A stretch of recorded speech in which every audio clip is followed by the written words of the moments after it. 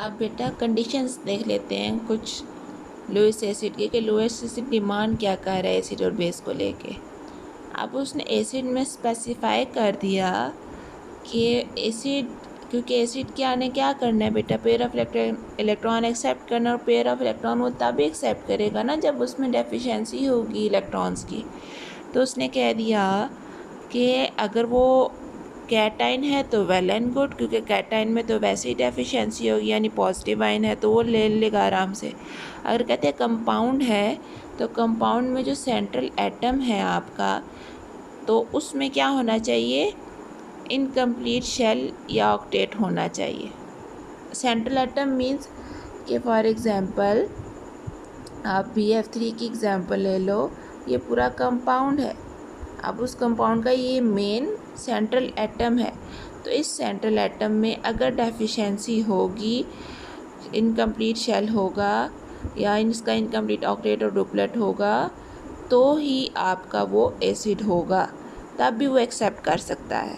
क्योंकि आप देखो ना, इसमें 1 2 3 4 5 6 टोटल इलेक्ट्रॉन है, तो इसको मज़ीद 2 की रिक्वायरमेंट होती है। तो क्योंकि इसमें डेफिशिएंसी है, इनकम्प्लीट शेल है, इनकम्प्लीट ऑक्टेट है, तो ये एसिड होगा। और बेस के लिए उन्होंने स्पेसिफाई कर दिया कि वो सेंट्रल एटम, अगर सेंट्रल एटम कंप्लीट होना चाहिए, मस्ट है, और उसमें लोन पेयर एक्स्ट्रा होना चाहिए, जैसे कि आपके NH3 में NH3 को आप देखो तो 3 उसने किसके साथ शेयर किए हुए हैं, हाइड्रोजन के साथ, और 2 इसके अपने होते हैं। तो इस तरह उसका अपना क्या होता है, अब 3 अपने होते हैं ना, तो 3 उस हाइड्रोजन से लेते हैं, टोटल 6 हो गए, तो 2 इसके अपने लोन पेयर होते हैं। तो इस तरह इसका कंप्लीट शेल है नाइट्रोजन का, और इसके पास लोन पेयर भी है।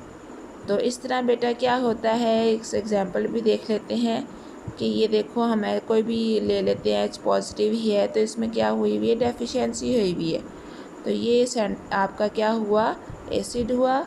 और इसमें क्या है, इसका शेल कंप्लीट है नाइट्रोजन का, और इसमें लोन पेयर भी एक्स्ट्रा है, तो ये क्या करेगा, अपना लोन पेयर किसको देगा, हाइड्रोजन को। इस तरह ये अपना कोऑर्डिनेट कोवलेंट बॉन्ड बनाएंगे। और आपको पता है कि एरो से शो किया जाता है लोन पेयर, एरो ये शो कर रहा है कि इसने लोन पेयर किसको दिया है, हाइड्रोजन को। आप बेटा इसको ऐसे खोल के भी लिख सकते हैं या ऐसे भी लिख सकते हैं।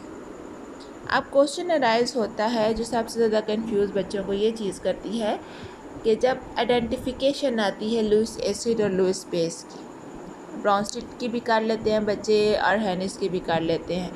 अभी इसके बाद बेटा आप लोगों ने एक्सरसाइज क्वेश्चंस करने हैं ब्राउनस्टीट अर्हेनिस से रिलेटेड भी और लुईस से रिलेटेड भी। अब क्वेश्चन अराइज हो जाता है कि हम फाइंड आउट कैसे करें whether it is an Lewis acid और लुईस बेस। तो उसके लिए भी बेटा कुछ आइडेंटिफिकेशन है, वो हम देख लेते हैं। ये कुछ आइडेंटिफिकेशन है for to identify whether a substance is Lewis acid और लुईस बेस। अब लुईस एसिड के लिए बेटा आपने कुछ चीज़ें याद रखनी है कि किस कंडीशन में वो लुईस एसिड होगा और किस कंडीशन में वो लुईस बेस होगा।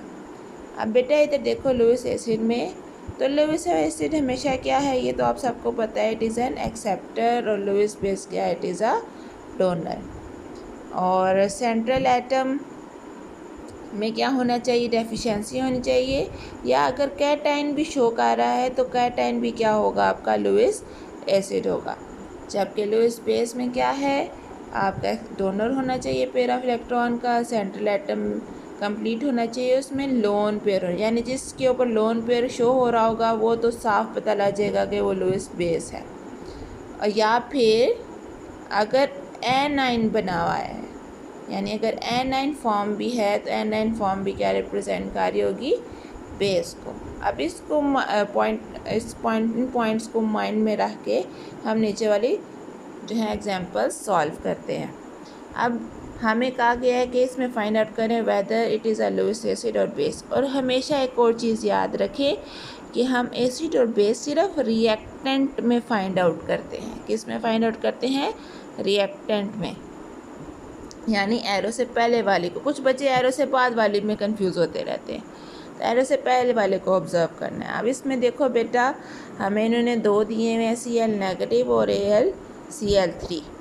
तो अब क्या करें? अब हमारे अगर हमने माइंड में जो ऊपर वाले पॉइंट्स हैं वो माइंड में रखे हुए हैं तो हम इजीली कर सकते हैं। अभी हमने ऊपर बात की थी कि जो एनाइन है, एनाइन यानी नेगेटिव आइंस हैं, वो क्या होते हैं? बेस। तो ये देखो, इस पे Cl क्लोरीन पे क्या लिखा है? क्लोराइड आयन पे नेगेटिव आयन है। तो ये क्या है आपका? Lewis base. अगर दूसरी तरह समझाएं तो इसमें देखो बेटा क्या है, 1 2 3 4 5 6 7 8 लोन पेयर्स हैं। इसका शेल भी कंप्लीट है और इसमें फोर लोन पेयर्स हैं। ठीक है, तो 4 लोन पेयर्स हैं, तो ये अपने लोन पेयर किसी को भी दे सकता है ताकि वो अपना शेल कंप्लीट कर सके। और ऊपर से इस पर नेगेटिव चार्ज भी है, तो नेगेटिव चार्ज है इसलिए ये क्या हुआ? Lewis base. जबकि एल्युमिनियम AlCl3, इस पे देखो ये पूरा कंपाउंड है, उस कंपाउंड में कोई लोन पेयर भी नहीं है। तो कोई लोन पेयर भी नहीं है, इसलिए ये क्या होगा आपका? Acid, Lewis acid. लेकिन अगर आपने मज़ीद आइडेंटिफाई करना है तो ये बात लिखी है, central atom have incomplete octet and duplet.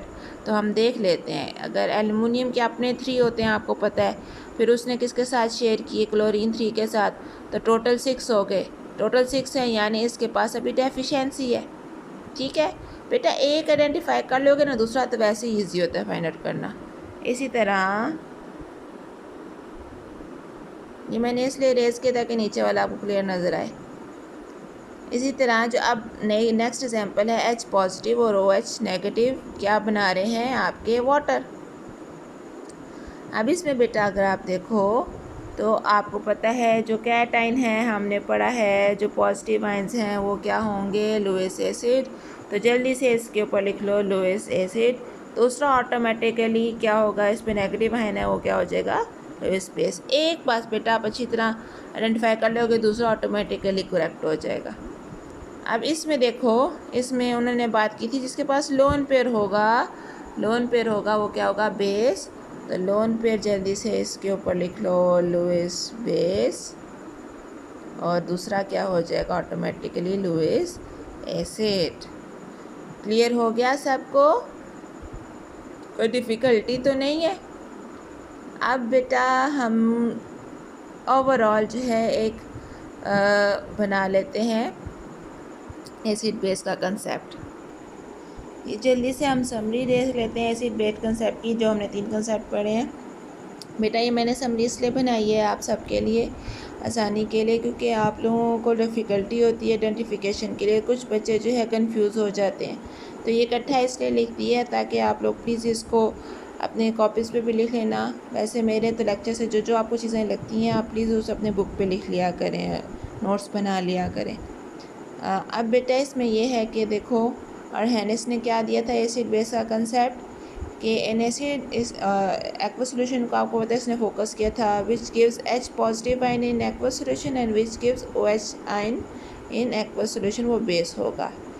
ब्रॉन्स्टिड के अकॉर्डिंग एसिड वो है जो डोनेट करेगा प्रोटॉन और बेस वो है जो एक्सेप्ट करेगा प्रोटॉन। और लुईस ने क्या कहा था? जो एक्सेप्ट करेगा पेयर ऑफ इलेक्ट्रॉन, और बेस क्या होगा? जो डोनेट करेगा पेयर ऑफ इलेक्ट्रॉन। और इसी का जो है आजकल हम फॉलो कर रहे हैं लुईस का, क्योंकि इसने सारे केमिकल रिएक्शन से रिलेटेड बात कर दी थी। बेटा प्लीज़ फोकस आपने इन दोनों पे रखना है, क्योंकि कुछ बच्चे जो हैं ब्रॉन्स्टिड लोअर में, क्योंकि ये डोनेट और एक्सेप्ट का कंसेप्ट आ गया ना, तो इधर भी डोनेट एक्सेप्ट है। इधर देखो एसिड डोनेट कर रहा है प्रोटॉन और लुईस में एक्सेप्ट कर रहा है, तो इधर भी बच्चे कंफ्यूज होते हैं। बात अब आपने ये है कि सारी याद करने वाली चीज़ है, याद करोगे तो चीज़ें हो जाएंगी। और जो आइडेंटिफिकेशंस भी मैंने दिए हैं वो भी याद करेंगे बेटा, तो आप इजीली आइडेंटिफाई कर लेंगे। तो ध्यान से सुनना है, फिर मैंने लेक्चर ये भी आप सुन लोगे, तो मैंने भी आप लोगों से क्वेश्चंस भी करने हैं जिस तरह लास्ट टाइम किए थे, और मैं ख़ुद बच्ची को बोलूँगी, ठीक है। और अपनी कॉपीज़ और पेंसिल्स और बुक्स रेडी कर लें, क्योंकि इसके बाद अब आप लोग क्या करोगे? एक्सरसाइज क्वेश्चंस करोगे related to these concepts. Okay बेटा, अल्लाह हाफिज़।